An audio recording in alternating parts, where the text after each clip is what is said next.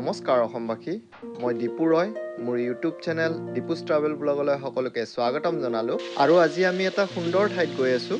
তেনেহ'লে বলক আগত গৈ আপোনালোকক দেখাই আছোঁ।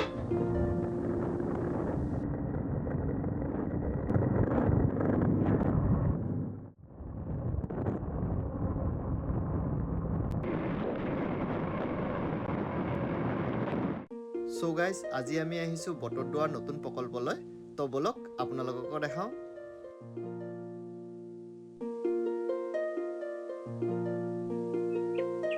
চ' গাইজ, ভিতৰলৈ সোমাই আহি এক সুন্দৰ পৰিৱেশ দেখিবলৈ পালোঁ। চাওকচোন।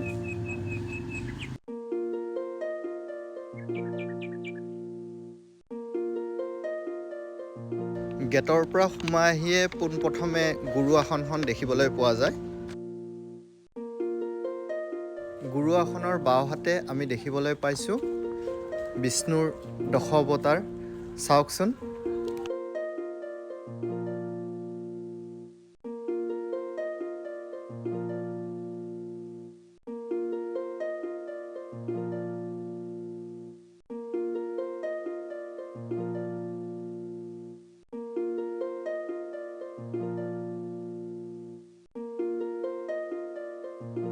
আমি ইয়াতে গৌতম বুদ্ধৰ এটা সুন্দৰ প্ৰতিমূৰ্তি দেখিবলৈ পাইছোঁ। আৰু এয়া দেখিবলৈ পাইছে বিষ্ণুৰ দশ অৱতাৰ।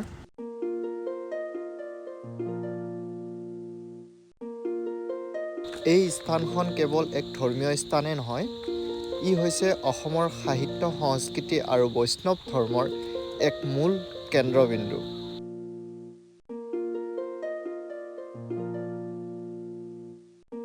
এয়া মোৰ সন্মুখত দেখিবলৈ পাইছে নৌকা আকৃতিৰ স্কিল ডেভেলপমেণ্ট চেণ্টাৰ, য'ত গীত, নাট আদি স্কিল দিয়া হ'ব। 165 বিঘা মাটিত এই শ্ৰীমন্ত শংকৰদেৱ আৱিৰ্ভাৱ ক্ষেত্ৰখন অৱস্থিত হৈ আছে।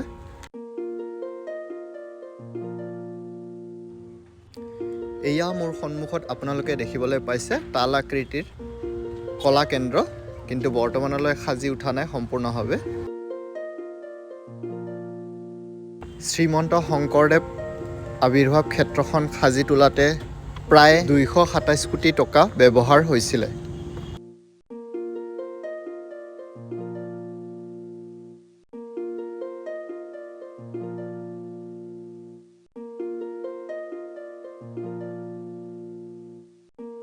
ইয়াৰ ভিতৰত সৰু ল'ৰা-ছোৱালীয়ে খেলিব পৰাকৈ এটি উদ্যান আছে। আপোনালোকে শূল আকৃতিত যিটো দেখিবলৈ পাইছে, সেয়া এক গৱেষণা কেন্দ্ৰ হয়।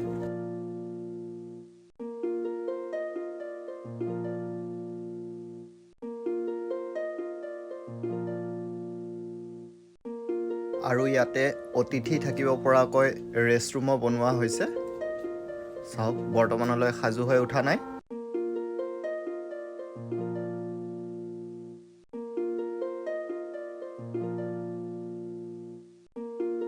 এয়া গাইজ, আপোনালোকে দেখিবলৈ পাইছে শ্ৰীমন্ত শংকৰদেৱে সৃষ্টি কৰা সত্ৰীয়া নৃত্যৰ কিছু ভংগীমা। চাওকচোন, খুবেই সুন্দৰ নহয় জানো?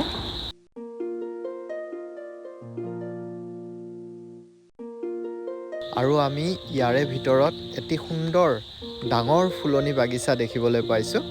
মই আপোনালোকক দেখাই দিছোঁ চাৰিওফালৰ পৰিৱেশ। চাওকচোন।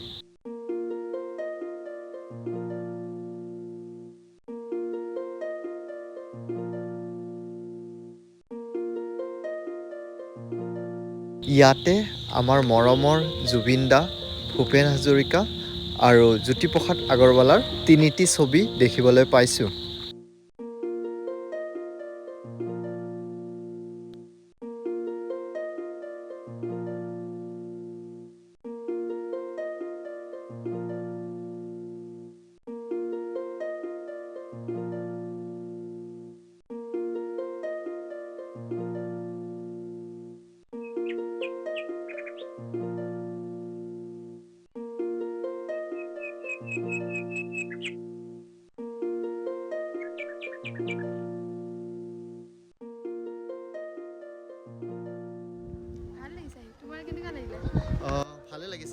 খুবেই সুন্দৰ প্ৰকল্প হাতত লৈছে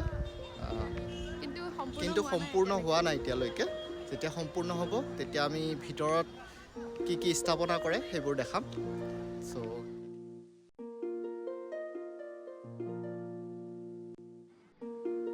So guys, আপোনালোকে দেখিবলৈ পালে বটদ্ৰৱাৰ নতুন প্ৰকল্পটো আপোনালোকে ভিডিঅ'টো চাই কেনেকুৱা পালে জনাব So আজিলৈ ইমানে